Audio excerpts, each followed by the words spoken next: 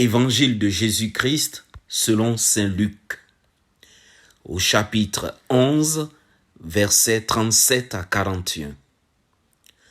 En ce temps-là, pendant que Jésus parlait, un pharisien l'invita pour le repas de midi. Jésus entra chez lui et prit place. Le pharisien fut étonné en voyant qu'il n'avait pas fait d'abord les ablutions précédant le repas. Le Seigneur lui dit, « Bien sûr, vous les pharisiens, vous purifiez l'extérieur de la coupe et du plat, mais à l'intérieur de vous-même, vous êtes remplis de cupidité et de méchanceté. Insensé, celui qui a fait l'extérieur, n'a-t-il pas fait aussi l'intérieur?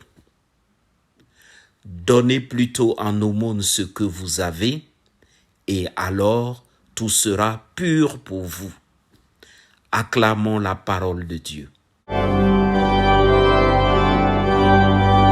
Méditation. Se laver est une bonne chose pour la santé, pour le respect de ceux avec qui on vit. Se laver permet de ne pas indisposer son prochain. C'est un devoir civique d'être propre.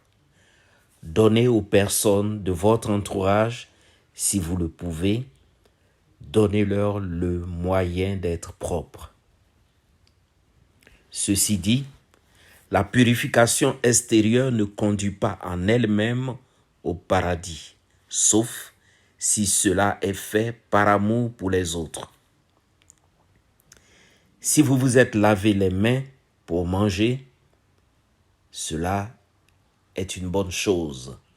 Vous n'avez pas besoin de les laver 7 fois afin d'être sanctifié. Cet acte ne vous sanctifiera pas du tout.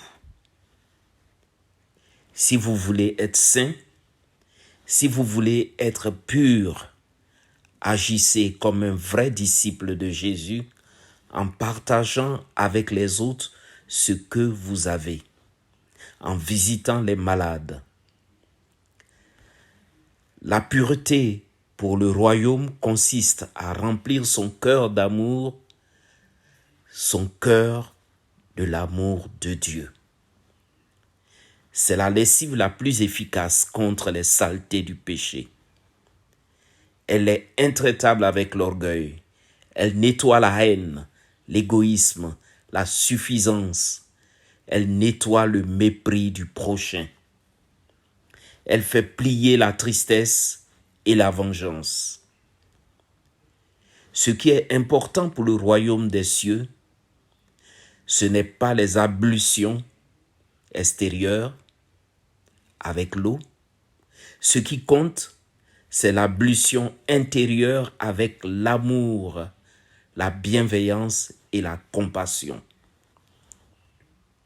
Ils sont insensés, nous dit Jésus, insensés, ceux qui croient qu'il vaut mieux purifier l'extérieur au détriment de l'intérieur. Le chrétien n'est pas soumis aux quantités de règles pratiques. Amen.